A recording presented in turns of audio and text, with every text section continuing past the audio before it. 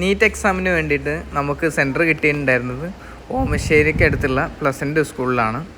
നമ്മൾ കസിനായിട്ട് വന്നതാണ്. 11:30 ആകുമ്പോൾ തന്നെ നമ്മൾ എത്തിയിട്ടുണ്ട്. ഇവിടെ സ്റ്റാർട്ട് ചെയ്തിട്ടേ ഉള്ളൂ. ഉറപ്പുവരുത്തുക.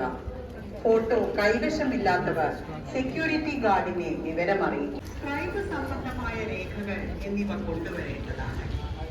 പരീക്ഷാ ഹാളിലേക്ക് കയറുമ്പോൾ ഇത്രയും സാധനങ്ങൾ എല്ലാ പരീക്ഷാർത്ഥികളും കരുതേണ്ടതാണ്. വളരെ ശ്രദ്ധയോടെ കേൾക്കുക.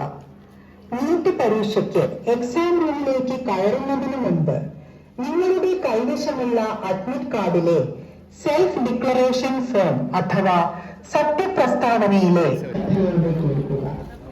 നീറ്റ് പരീക്ഷയ്ക്ക് എക്സാം റൂമിലേക്ക് കയറുന്നതിന് മുമ്പ് നിങ്ങളുടെ കൈവശമുള്ള അഡ്മിറ്റ് കാർഡിലെ സെൽഫ് ഡിക്ലറേഷൻ ഫോം അഥവാ സത്യപ്രസ്താവനയിലെ ആവശ്യമായ കോളങ്ങൾ പൂരിപ്പിക്കുക.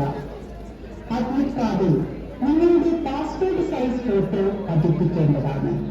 അതോടൊപ്പം നിങ്ങളുടെ തമ്പ് ഇംപ്രഷൻ വയ്ക്കാൻ മറക്കരുത്.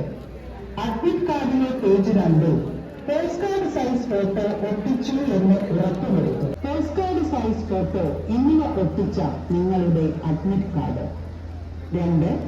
ഗവൺമെന്റ് നിർദ്ദേശിക്കുന്ന ഒറിജിനൽ തിരിച്ചറിയൽ രേഖകളായ PAN card, voters I D,